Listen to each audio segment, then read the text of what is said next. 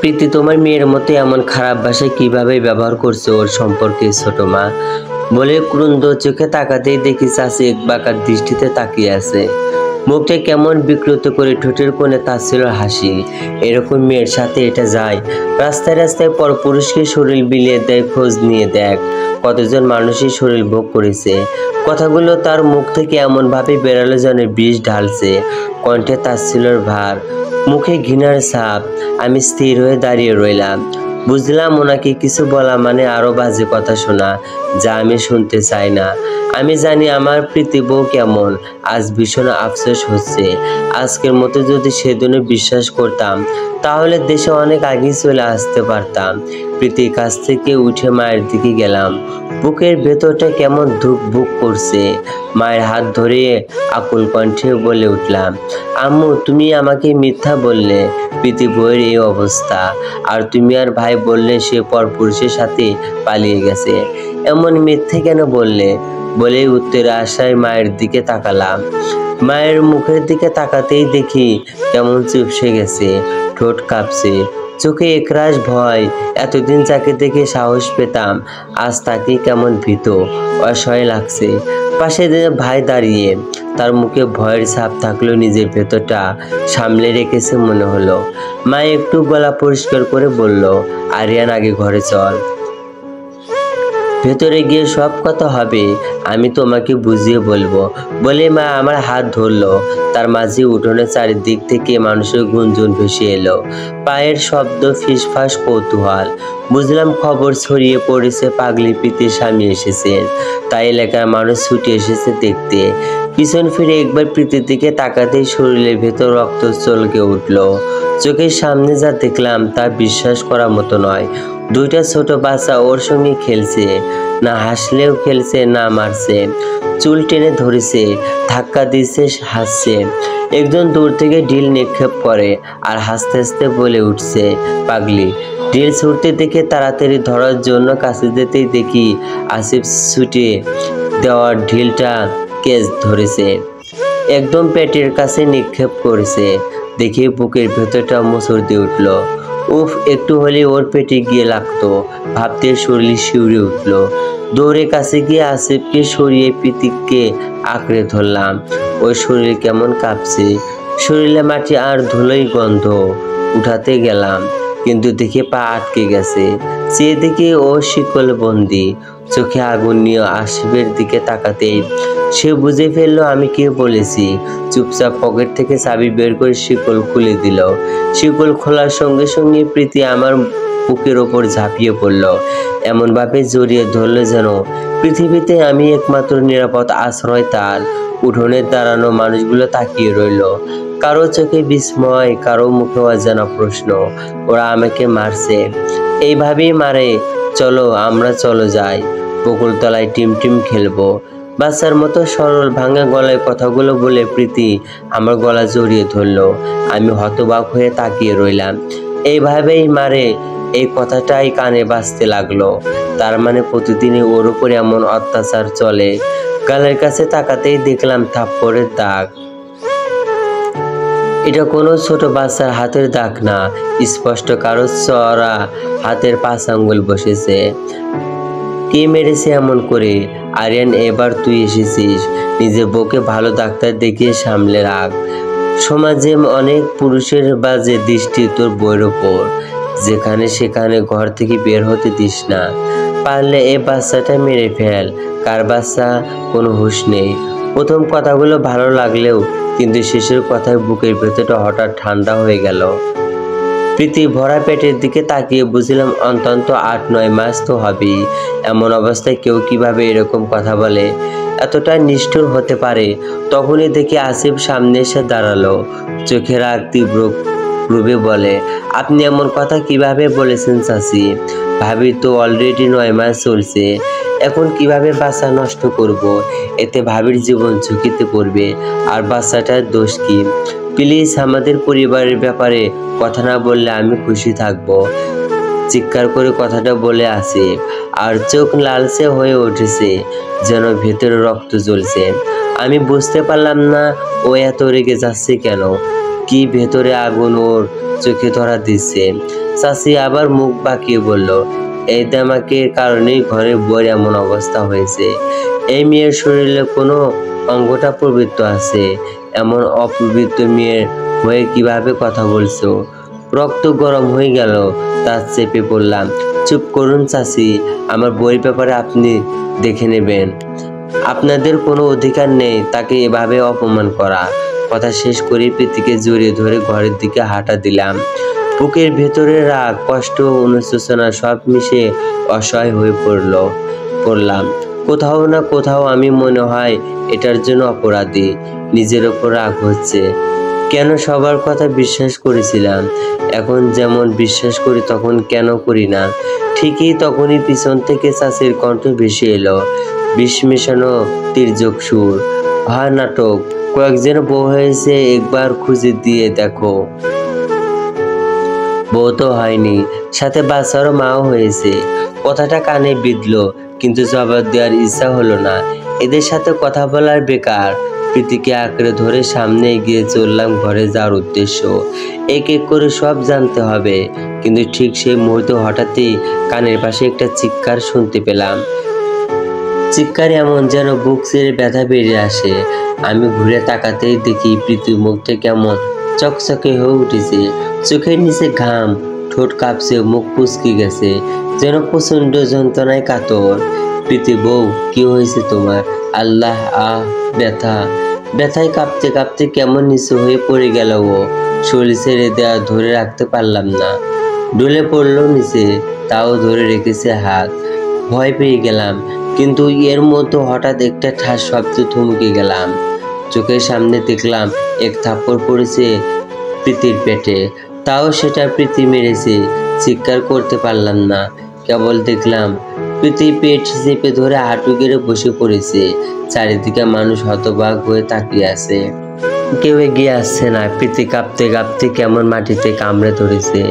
আমি নিচে হয়ে ওকে ধরলাম, বুঝতে পারলাম ওর লেবার পেন উঠেছে, কোমর ধরে কাঁপছে, ঠোঁট লিলিচে হয়ে গেছে। আমি আর কিছু বুঝে ওঠার আগেই ব্যথায় প্রীতির পেটে আর একটা থাপ্পড় মারতে যাচ্ছিল। ঠিক তখনই আসিফ দৌড়ে এসে হাতটা ধরে ফেলে। বলতে বলতে কেমন সাপের মতো আমাকে পেঁচিয়ে ধরলো। হাতের নখ ঢুকে গেল গলার কাছে। কয় মাস হয়েছে নখ কেটেছে হয়তো জানে না। হাসপাতালে নেওয়ার জন্য কোলে তুলে নিলাম। ব্যথায় চোখ খিচে বাচ্চাদের মতো কান্না করছে।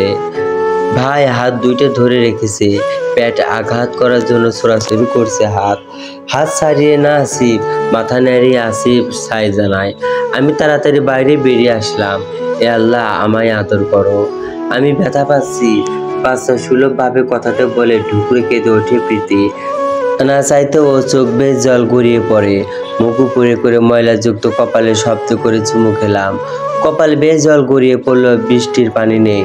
পিছন পিছন সবাই আছে, কেউ কেউ করুণা দেখাচ্ছে, আর কেউ মজা লুটছে। আসিফ গাড়ি দেখে, ভাইয়া। আসিফ প্রীতির হাত না ছেড়ে রাস্তায় দাঁড়িয়ে গাড়ি থামানোর চেষ্টা করে। আমি কোলে প্রীতিকে নিয়ে দাঁড়িয়ে আছি, যে একাধারে চোখের পানি ফেলে যাচ্ছে। সাহস হয় না ওর মুখের দিকে তাকাতে। সেই সময় একটা সিএনজি এসে দাঁড়ালো। তাড়াতাড়ি করে ওকে তাতে উঠিয়ে শুইয়ে দিলাম। অন্য পাশে মা বসলো, সামনে আসিফ। ভাইয়া, তাড়াতাড়ি গাড়ি চালান, বলতেই চালক গাড়ি স্টার্ট দিল। বোধহয় উনি প্রীতির কষ্টটা বুঝে ফেলেছেন, যতটা পারে ততটা জোরে চালাচ্ছেন গাড়ি। আমার কোলের দিকে তাকাতেই দেখি প্রীতি কাঁদতে কাঁদতে চোখ মুখ ফুলিয়ে ফেলেছে। মা ওর মাথায় হাত বুলিয়ে দিচ্ছে। দেখে অবাক হলাম, এই সেই মা যিনি প্রীতির নামে দিনরাত বদনাম করেছে, এখন ভালো সাজতে চাচ্ছে। কেন জানি সহ্য হলো না ওনার হালকা মায়া। সজোর মায়া হাতে প্রীতির মাথা থেকে সরিয়ে দিলাম। মা বিস্ময়ে তাকিয়ে রইল, কিন্তু এতে আমার কিছু যায় আসে না। আমি মনোযোগ দিলাম প্রীতির দিকে, যে এখন গুনগুন করে কাঁদছে, মাঝে মাঝে চিৎকার দিচ্ছে। সেই চিৎকারে মনে হচ্ছে কলিজাটা ফেটে যাবে। মাথায় কিছুই কাজ করছে না, কি হবে কি করবো বুঝতে পারছি না। প্রীতির আচরণ এমন মনে হচ্ছে বাচ্চাটা আর বাঁচবে না। ব্যথায় ও কাঁপছে আর হাত ছাড়া পেলে আঘাত করতে চাইছে। প্রীতি বউ, একটু ধৈর্য ধরো, আমরা হাসপাতালে চলে আসছি, একটু সহ্য করো, ব্যথা আর থাকবে না। মনে হয় না প্রীতি আমার কথা শুনেছে। কেমন যেন অচেতন ভঙ্গিতে, চোখ জোড়া আদো খোলা। হঠাৎ হাতে ব্যথায় কুকিয়ে উঠলাম আমি। নিচে তাকালাম, দেখি আমার হাত কামড়ে ধরেছে, ছাড়তে পারছি না। ব্যথায় চোখের পানি চলে আসে, মনে হয় পুরো হাতটা ফেটে যাবে। ক্ষীণভাবে দাঁতগুলো মাংসের ভেতর গেঁথে যাচ্ছে। চিৎকার করব ভেবে নিজেকে আটকালাম, কারণ জানি চিৎকার করলেও আরো শক্ত করে ধরবে। কিছুক্ষণ পর নিজেই ছেড়ে দিল। এবার আর সামনে হাত রাখিনি, পিছনে হাত মুড়ো রাখলাম যাতে ও নাগাল না পায়। এরকম করতে করতে পৌঁছে গেলাম হাসপাতালে। তাড়াতাড়ি করে আবার কোলে তুলে নিলাম।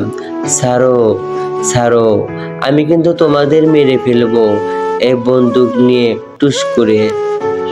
আমাকে ব্যথা দিচ্ছো, আল্লাহ মারবে। কান্না করতে করতে শিশুর মতো কথাগুলো বলে প্রীতি। চারপাশে মানুষ তাকিয়ে আছে, কেউ কেউ চিনে ফেলেছে ওকে। তাদের মুখের ভঙ্গি বদলে যাচ্ছে, কেউ ঠোঁট চেপে কিছু বলছে। ঠিক তখনই কানে আসে একটা লোকের কথা, যা শুনে পা আপনা আপনি থেমে যায়। আরে এটা তো পাগল প্রীতি। অনেক আগে দেখেছিলাম ওকে। ওই কয়েকজন নেশাখোর ছেলে ব্রিজের কাছে ঘিরে ধরেছিল রাতে। ওর এই অবস্থা নিশ্চয় ওদেরই পাপের ফল। কে জানে কতজন লুফে দিয়েছে এরকম। সেই কথা কানে আসতে শরীর কেঁপে উঠল, কানটা যেন ঝাঁঝা করে উঠল। মনে হলো পৃথিবীর সব শব্দের নিঃশেষ, শুধু এই কটু কথাগুলো ভাসছে মাথার ভেতর। ভাবতে শরীর শিউরে উঠল। প্রীতি এত কিছু সহ্য করেছে, অথচ কেউ তাকে কিছুই বলেনি। আমি জানি না। এসব ভাবতেই নিজের হাতের ব্যথা ভুলে গেলাম। মাথার ভেতর ঘুরপাক খাচ্ছে প্রশ্ন, কে এমন নির্মম আচরণ করেছে ওর সঙ্গে?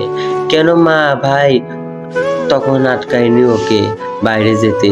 কেন বিশ্বাস করেছিলাম সেই ছবিগুলো?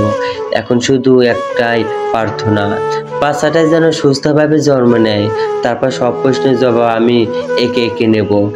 হাসপাতালের ভিতর ঢুকতে দেখি দুজন ডাক্তার দাঁড়িয়ে আছে। প্রীতির অবস্থা বুঝে তারা তাড়াতাড়ি ভর্তি করে, তারপর অপারেশন থিয়েটারের দিকে নিয়ে গেল। বিপত্তি বাদে সেখানে 5 মিনিট পরই ডাক্তার এসে জানান প্রীতিকে থামানো যাচ্ছে না। ব্যথায় সে হাত পা ছুঁড়ে মারছে, নার্সদের আঘাত করছে। ডাক্তার বলল তারা অন্য ব্যবস্থা নিতে বাধ্য, যার জন্য আমার অনুমতি দরকার। সব ভেবে অনুমতি দিলাম। কিছুক্ষণ পরই অপারেশন থিয়েটারে ছোট্ট ছিদ্র দিয়ে এক ঝলক ভেতরে তাকালাম। ঠান্ডা হাওয়ার সঙ্গে গায়ে কেমন একটা কাঁপুনি খেলো ভিতরের দৃশ্য দেখতেই। শীত দ্বারা বেয়ে নেমে গেল ভয়ের স্রোত। ভেতরে প্রীতিকে শক্ত করে বেঁধে রাখা হয়েছে। দুজন নার্স কোমর ধরে আছে, আর দুজন সামনে পিছনের প্রীতি অসহায়ের মতো চিৎকার করছে, কাঁদছে, কাঁপছে, যেন নিজেকে এই ব্যথা থেকে প্রাণপণে বাঁচতে চাইছে। প্রতিটি নারী কি তবে সন্তান জন্ম দেওয়ার সময় এমন অসহায় হয়ে পড়ে, এমন কষ্ট হয়, যা এখন আমার প্রীতির হচ্ছে? আমি আর দেখতে পারলাম না। চোখ ঘুরে গেল, নিঃশব্দে চলে এলাম করিডোরে। সাদা দেওয়াল, ব্লিচের গন্ধ, মাথায় শুধু একটা কথাই বাজছে, প্রীতি তুমি এমন যন্ত্রণায় কেন? কে করেছে এমন? বাইরে এসে দেখি আমার শ্বশুরবাড়ির সবাই এসে গেছে। তাদের দিকে লজ্জায় মাথা নিচু করে ফেললাম। মনে পড়ে গেল আমি তাদের কি ভয়ানক কথাগুলো বলেছিলাম, কত অপমান করেছি সেই দিনের ফোনে। বিয়ের 2 মাস পর বিদেশ যায়, মোটামুটি সচ্ছল পরিবার, নিজের রোজগার দিয়ে ভালো চলছিল। বাবা সেই ছোট্ট থাকতে মারা গেছে। আমি পরিবারের হাল ধরে সেই থেকে এক সময় বিদেশ যাই। প্রায় 8 বছর পর বিয়ের করার জন্য বিদেশে থেকে আসি, কিন্তু পাত্রী পছন্দ করতে করতে 5 মাস ছুটি, 3 মাস চলে যায়। একদিন এলাকায় পুকুর পাড়ে প্রীতিকে দেখি যে কলসি করে পানি নিচ্ছে। ভীষণভাবে মনে ধরে যায়। বাসায় এসে প্রস্তাব পাঠায়। খোঁজ নিয়ে দেখি ওর বাবা 2টা বিয়ে করেছে। শেষে ঘরে সন্তান প্রীতি, প্রথম ঘরে প্রীতম। ওর বাবা বেঁচে নেই, মায়া হয় আরো বেশি। প্রস্তাব পাঠাতে তারা রাজি হয়। ধুমধাম করে বিয়ে হয় অল্প সময়, 2 মাসে অনেক বেশি ভালোবেসে ফেলে।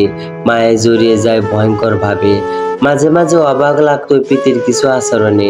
হঠাৎ হঠাৎ কান্না করতো, বিশেষ করে আমাদের ঘনিষ্ঠ মুহূর্তগুলোতে এমনিতেও কান্না করতো, যার জন্য ভাবতাম বাসার কথা মনে পড়েছে। এভাবে 2 মাস কখন কেটে যায় জানি না। আবারও পাড়ি দেই বিদেশ।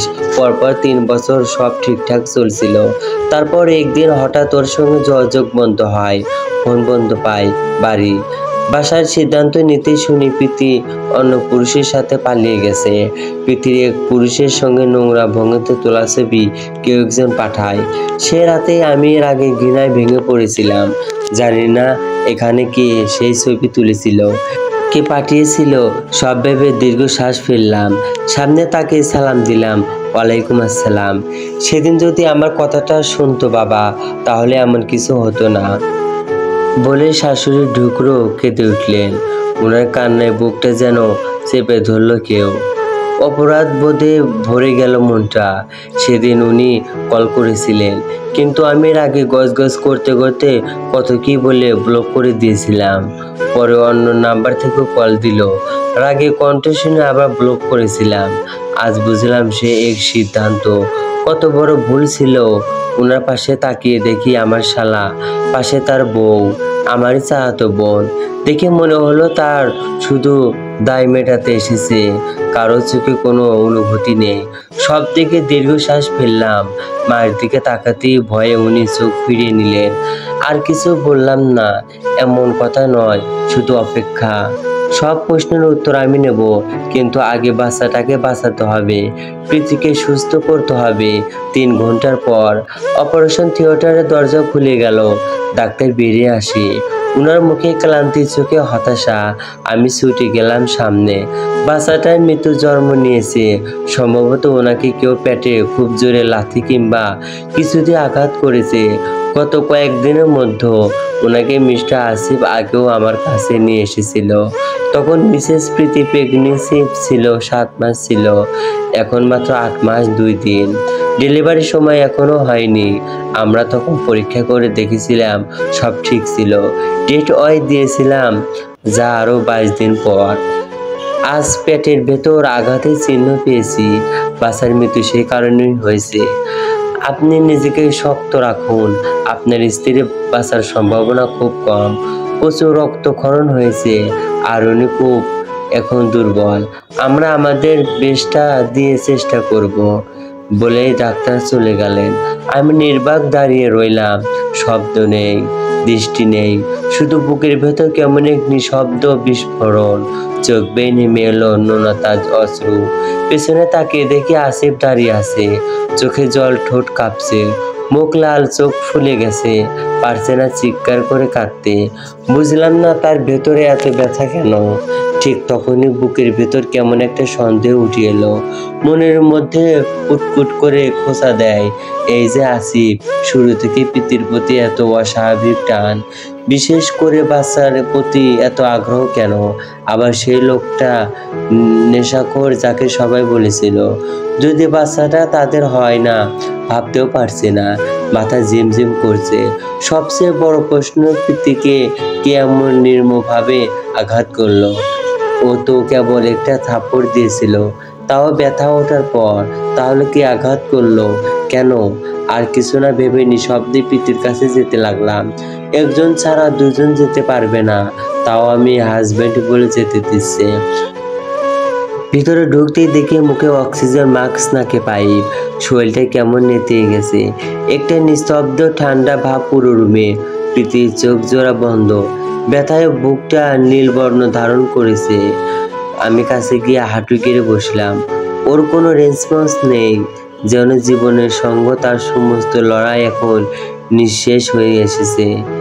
হাত ধরতেই আগের মতো ঝাপটিয়ে ছুটতে চাইল না। প্রীতি বউ, জবাব নেই। নিষ্ঠুরের মতো সেই চোখ দুটো বন্ধ করে আছে। ওর নিস্পন্দন শরীরের দিকে তাকাতে গলা কেঁপে উঠল। এমন প্রীতি কখনো ছিল না। চঞ্চল মেয়েটা হঠাৎ করে কোথায় হারিয়ে গেল। প্লিজ আপনার দেখা শেষ হলে যেতে পারেন। আপনি এত অনুরোধ করছেন বলে আসতে দিয়েছি। কথা বলবেন না, ওনার অবস্থা বেশি ভালো না, আল্লাহকে ডাকুন। ডাক্তারের কথা কানে যেতে মুখ দিয়ে আরো শব্দ বের হলো না। নিঃশব্দে কাছে গিয়ে কপালে গভীর এক চুমু খেলাম। এই নিষ্পাপ মেয়েটা আজ কি হাল। ভাবতেই মনে হলো কেউ কলিজাটা কামড়ে ধরেছে।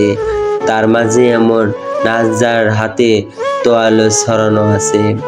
একটা মেয়ের পুতুলের মতো, এক বাচ্চা মায়ের মতো, তার চোখ জোড়াও বন্ধ। এই নিন, আপনার বাচ্চার মুখটা একটু দেখুন বলে নাচ এগিয়ে দিল তোয়ালে মোড়া সাদা মুসুম বাচ্চাটা। টোকা দিলেই যেন রক্ত পড়বে, এত নরম। কাপা কাপা হাতে হাত বাড়িয়ে দিতেই বুকটা চলকে উঠল। এই কেমন অনুভূতি, কেন তাকে এত আপন লাগছে। না চাইতেও চোখ বেয়ে গড়িয়ে পড়লো পানি। নিঃশব্দে হেঁটে বাইরে আসতে দেখলাম সবাই অপেক্ষায় আছে। বাচ্চাটাকে দেখে আসে কেমন চাতক পাখির মতো এগিয়ে এলো আমার দিকে। ভাইয়া, আমাকে একটু দাও না, করুণ স্বরে কথাটা বলে হাত বাড়ালো আমার দিকে। হাতের দিতেই এলোমেলো চুমুতে ভরিয়ে দিল শব্দহীন বাচ্চাটার মুখে কপালে। চোখ বেয়ে জল গড়াচ্ছে, নিজেকে আর ধরে রাখতে পারলাম না। না চাইতেও এই এত মানুষের সামনে প্রশ্ন করে উঠলাম, আসিফ, তুই বাচ্চাটাকে নিয়ে এত আপসেট কেন, এত কেয়ার কেন করছিস? আমার মনে সন্দেহ জাগছে, কোনোভাবে বাচ্চাটা কি তোর, নয়তো তোর এত টেনশন কেন? আমারে এক প্রশ্নে সবাই কেমন বিস্ময়ে তাকালো। আসিফের দিকে তাকাতেই দেখি ফ্যাল ফ্যাল চোখে তাকিয়ে আছে। পর মধ্যে ফুফিয়ে ওঠে সবার সামনে, কেমন দাঁত মুখ খিচে আছে। ও বুঝি কান্না করতে চাচ্ছে না, কিন্তু নিজেকে সামলাতে পারছে না। ঠোঁট কামড়ে কান্না আটকে বলে, ও তো আমার বাচ্চাই। সবাই পাগলের বাচ্চা, জারক বাচ্চা বলে অবহেলা করছে, লাথি ঘুষি মেরেছে। তখন তো কেউ এগিয়ে আসেনি, আমি এসেছিলাম, আগলে নিয়েছিলাম এই নিষ্পাপ শিশুটার সাথে প্রীতিকে। চেষ্টা করেছি দুজনকে ভালো রাখার। বাচ্চাটার কথা ভেবে ওকে কষ্ট দিয়ে হলেও শিকলে বেঁধে রাখতাম, যাতে করে বাইরে সেই নোংরা লোকে চোখে না পড়ে। এ বাচ্চাটার কথা ভেবে জোর করে হাতে পায়ে ধরে 3 বেলা খাওয়াতাম, শুধু এই বাচ্চাটা সুস্থ থাকার জন্য। নিজের সবটুকু দিয়ে আগলে রেখেছি এই নোংরা মানুষগুলোর থেকে। তাহলে তো ওর বাবা আমি হলাম, প্রীতি না। প্রীতি ভাবি বলে আসিফের দিকে রুক্ষ চোখে তাকালাম। কেন যেন বিশ্বাস করতে চেয়েও পারছি না ওর কথা। ও যদি এত খেয়াল রাখে, তাহলে ও বাইরে কিভাবে যায়, কিভাবে ওর শরীরে এত দাগ? কিছু দাগ তো একদম টাটকা তরতাজা, এক বিন্দু বিশ্বাস হয় না ওর কথা। আবার কোনো প্রমাণও নেই কে করেছে এইসব। আসিফ বাচ্চাটাকে আদর করতে করতে আমার দিকে তাকালো নিষ্পলক। কিছুক্ষণ সেই দৃষ্টি দেখে মনে হলো ওর খুব প্রিয় জিনিস আমি কেড়ে নিয়েছি। কিছু বলতে চাইলেও তার মাঝে ডাক্তার এসে বলে, পেশেন্টের ও নেগেটিভ রক্ত লাগবে, আমাদের কাছে নেই, তাড়াতাড়ি করে ও নেগেটিভ রক্ত ব্যবস্থা করুন। সামা, তোর রক্ত তো ও নেগেটিভ, তুই একটু দে প্লিজ বলে আমার চাচাতো বোনের দিকে তাকালাম। ছোটবেলা থেকে একসাথে বড় হওয়ার জানি ওর রক্ত নেগেটিভ, তাই আবদারটা করে উঠি, কিন্তু ওই এমন কথা বলবে কখনো ভাবতে পারিনি। সরি, আমি দিতে পারবো না, এমনিতে শরীর দুর্বল, এর মাঝে রক্ত দেওয়া আমার কাছে সম্ভব না। ঠোঁট বাঁকিয়ে কথাটা বলে সামহা। এক মুহূর্তে মনে হলো এটা কি সত্যি আমার চাচাতো বোন? ওকে তো কোনোদিন দিয়ে দুর্বল লাগছে না, চোখে মুখে ক্লান্তি লেশ মাত্র নেই, উল্টো যেন বিরক্তি আর স্বার্থপরতা ঝরে পড়েছে। আমি দিচ্ছি রক্ত বলে এগিয়ে আসে প্রীতম ভাই। সৎ হলেও প্রীতমের সাথে প্রীতমের রক্ত রূপ মিলে যায়। আমি তাকালাম ওর দিকে। সামহার কথা শুনে ভুলেই গেছিলাম প্রীতির ভাই আছে। বুকের ভেতর একটু সবস্তে নেমে এলো, রক্তের ব্যবস্থা হয়েছে। রোগীর কিন্তু অবস্থা তেমন ভালো না, অলরেডি অনেক রক্তক্ষরণ হয়েছে ওনার। ডাক্তারের কথা শুনে প্রীতম দ্রুত এগিয়ে যায়। আমি দেবো রক্ত ডাক্তার, ওকে তাহলে আমার সাথে এগিয়ে আসুন বলেই ডাক্তার আর প্রীতম হেঁটে চলে যায়। তাদের পদধ্বনি মিলিয়ে যেতেই পিছন থেকে এক নার্স এগিয়ে আসে। বাচ্চাটাকে দিন, আমাদের কোল্ড স্টোরেজে রাখতে হবে।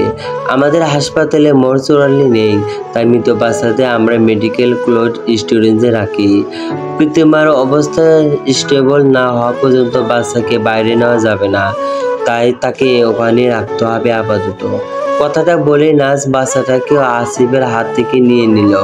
আমি তাকালাম আসিফের অস্থির মুখের দিকে। এত আকুলতা কেন? কেন এত অস্থির? কেন এত আগলে রাখতে চায় সে বাচ্চাটাকে? মিথ্যা বলেছি নাকি কোনো ডুবন্ত সত্য লুকাচ্ছিল? প্রশ্নগুলো মাথায় ঘুরপাক খেতে লাগলো। শেষবারের মতো বাচ্চাটাকে দিকে এগিয়ে গেলাম, বাচ্চাটার মুখের দিকে শেষবারের মতো তাকালাম। কি নিষ্পাপ, চোখ দুটো কোমল ভাবে বন্ধ, যেন বিপদের মাঝেও ঘুমিয়ে আছে। বাড়ি নিতে দেরি আছে, প্রীতির অবস্থা ভালো না।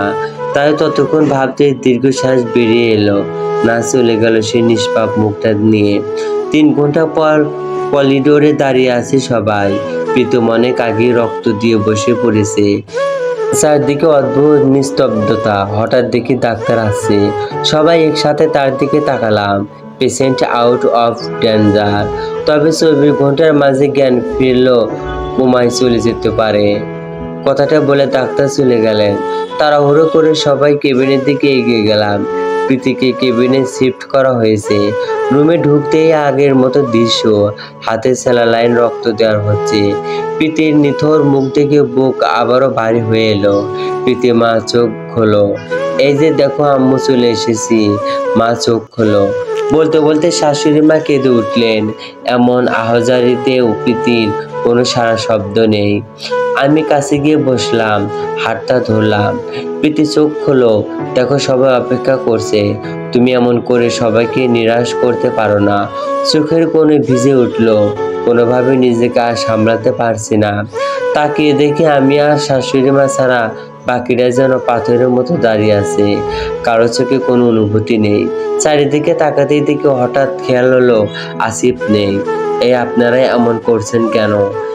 এতজন একসাথে ঢুকেছেন কেন? আপনাদের চেঁচামেচিতে পেশেন্টের অবস্থা আরো খারাপ হবে। প্লিজ সবাই বাইরে যান। দেখা করতে হলে একজন করে আসবেন, তাও চিৎকার নয়। আল্লাহকে ডাকুন, এ অবস্থায় ওইটার দরকার। ধমকে সুরে বলতে সবাই বেরিয়ে গেল। থেকে গেলাম শুধু আমি। তাকিয়ে দেখি চোখ মুখ শুকিয়ে গেছে, খোলা পেটটা আর নেই। সবকিছু এত নিস্তব্ধ, মনে হয় যেন সময় থমকে আছে। প্রীতি বউ, রাগ করছো? জানি আমি ভুল করেছি। তোমাকে বিশ্বাস করা উচিত ছিল। আমি খুব বড় ভুল করেছি। প্লিজ চোখ খোলো, আমাকে ক্ষমা করো। এই অনুতাপের বোঝা আর সহ্য করতে পারছি না। কথা বলতে বলতে নিজেই ঢুকরে কেঁদে উঠলাম। তবুও প্রীতির কোনো প্রতিক্রিয়া নেই। বেশ কখন বসে থেকে অবশেষে উঠলাম। সিদ্ধান্ত নিলাম মসজিদে যাব, নামাজ পড়ে তার জন্য দোয়া করব। বাইরে এসে দেখলাম সবাই দাঁড়িয়ে আছে। সামনে এগিয়ে আছে আসিফ, মাথায় টুপি, চোখে মুখে গাম্ভীর্য, তবে কি সেও নামাজ পড়ে আছে। কাছে এসে আসিফ বলল, ভাই আমি কি একটু প্রীতি ভাবির সাথে দেখা করতে পারি? আমি তাকালাম। আমার কাছে অনুমতি চাইছে নাকি ইচ্ছা ঝাঁপিয়ে দিছে? তার গম্ভীর স্বরে অদ্ভুত কিছু লুকানো ছিল। সবাইকে দেখে বললাম, ওকে যা। আমার কথা শেষ হতে আসিফ দ্রুত কেবিনে ঢুকে গেল। দীর্ঘশ্বাস ফেলে বাইরে বেরালাম। তখনই যেন নম্বর থেকে ছবি পাঠানো হয়েছে। সব ছবি আর নম্বরটা নোট করে পাঠালাম ইন্সপেক্টর আকিবের কাছে। প্রীতির মুখ হাইড করে দিলাম। ছবি আর নম্বর পাঠিয়ে কল দিলাম, কিরে দেবদাস কেমন আছিস? নাকি ভাবির কথা এখনো ভুলতে পারিসনি? গুরুত্বতর মুহূর্তে ওর এমন পাগলামি ভালো লাগে না। তা চেপে বললাম, তুই কোথায়? আমার ঢাকায়। বাসায় আর কি? কেন দিনাজপুর আসতে পারবি আজ? আমার গভীর গলা শুনেই ও সিরিয়াস হয়ে গেল। কি হয়েছে বন্ধু, তুই দেশে এসেছিস? হ্যাঁ আজকেই। আর অনেক বড় ধাক্কা খেলাম। খুব খারাপভাবে আমাকে ঠকানো হয়েছে। ছবিগুলো নম্বরগুলো কার দিয়েছিস? সব তুই দিনাজপুর আসলে বলবো, মোবাইল বলা সম্ভব না। আর হ্যাঁ, তোর টিমের কাউকে কিছু বলিস না, তুই একাই আয়। ওকে ওকে। কল কেটে দিল আকিব। আমি মোবাইল পকেটে রেখে মসজিদের দিকে হাঁটা দিলাম। অন্যদিকে কেবিনের দরজা আস্তে খুলে একা ভেতরে ঢুকে আসিফ। রুমে নরম আলো, মেশিনের বিম বিম শব্দ, স্যালাইনের টুপটাপ পড়া, সব মিলিয়ে পরিবেশটা চাপা। পাশে এক নার্স দাঁড়িয়ে আছে, তার চোখে সতর্কতা। আসিফ নার্সকে দেখে মাথা নিচু করলো, যেন কোনো অপরাধবোধ অবস্থায় লুকাতে চাইছে। তারপর নিঃশব্দে প্রীতির পাশে এসে বলল, শ্বাসের দমটা যেন বুকের মধ্যে আটকে আছে তার। কেমন আছো হৃদয়? ও হৃদয় না, ভাবি, প্রীতি ভাবি। গলার স্বরটা ভাঙা, কথা বলে বেড়াচ্ছে খুব ধীরে, যেন ভেতরে জমানো বহু বছরের কষ্ট একসাথে বেড়াতে চাইছে। হৃদয় নামটা অনেক আগেই আমার মুখে কলুষিত হয়ে গেছে, বাদ দাও এসব বলে আসিফ এক নিঃশ্বাস নিয়ে আবার তাকালো প্রীতির মুখে। চোখ বন্ধ, ঠোঁট নিস্তব্ধ, মুখটা ফ্যাকাশে, অবস্থিতটা যেন শূন্য। বিশ্বাস করবে, তোমাকে চোখ বন্ধ অবস্থায় একদম ভালো লাগছে না, অসহায় লাগছে, নগ্ন ভঙ্গুর কাছে। আমি তো এমন কিছু কখনো চাইনি, তাহলে এমন কেন হলো হৃদয়? তোমার এই অবস্থা কেন? জানো বেবি, আমার দিকে তাকাই নেই, ঠিক তোমার মতোই নিষ্ঠুর, চোখ বন্ধ, কোনো সাড়া নেই। বলতে বলতে হাসতে গিয়ে কেমন বেদনায় বিদুর হয়ে পড়লো ওর মুখ। দু চোখ বেয়ে জল ঝরতে লাগলো। জানো, যখন শুনলাম বেবি মৃত আর তোমার অবস্থা ভালো না, সত্যি বলছি নিজেকে পাগল লাগছিল। মনে হচ্ছে তোমাকে পাগল করতে গিয়েও নিজেই পাগল হয়ে গেলাম। কিন্তু আমি কি করব? ভুলতে পারি না তো, কিছুই ভুলতে পারি না, নিজেকে সামলাতে পারি না যখন থেকে নিজের চোখে সব। বলে আসিফ দুই হাত দিয়ে মুখ ঢাকলো। শরীরটা থরথর করে কাঁপছে। নাচ দূর থেকে সব দেখছে, কিন্তু যে পর্যন্ত সে জানে এই ছেলেটা তো পেশেন্টের দেবর, কিন্তু কথাবার্তা শুনে সম্পর্কটা অন্যরকম, অস্বাভাবিক, ক্ষতবিক্ষত মনে হচ্ছে। হঠাৎ আসিফ প্রীতি নিথর শরীরটা হাত দিয়ে ঝাঁকিয়ে তুলে বলল, এই হৃদয়, ওঠো না, দয়া করে ওঠো। নাচ ভয় পেয়ে দ্রুত এগিয়ে এলো। প্লিজ এমন করবেন না, রোগীর ক্ষতি হবে। কিন্তু ঠিক সেই মুহূর্তে নাচ থমকে দাঁড়িয়ে গেল, তার চোখ বিস্ময়ে বড় হয়ে গেল। প্রীতির হাতের আঙ্গুল নড়ল, একবার খুব আস্তে, তারপর আবার হালকা নড়ল। আসিফেরও চোখ সেদিকে আটকে গেল। চোখ দুটো মুহূর্তে জ্বলে উঠল অবিশ্বাস, আনন্দ, আতঙ্ক সব। তবে কি হৃদয় এখনো তার ডাকে সাড়া দেয়? চলবে। যদি গল্পটি ভালো লাগে তাহলে কমেন্টে জানিয়ে দেবেন। আপনাদের কমেন্টের অপেক্ষায় আমি থাকবো। তারপর নেক্সট পার্ট দ্রুত আপলোড করার চেষ্টা করব।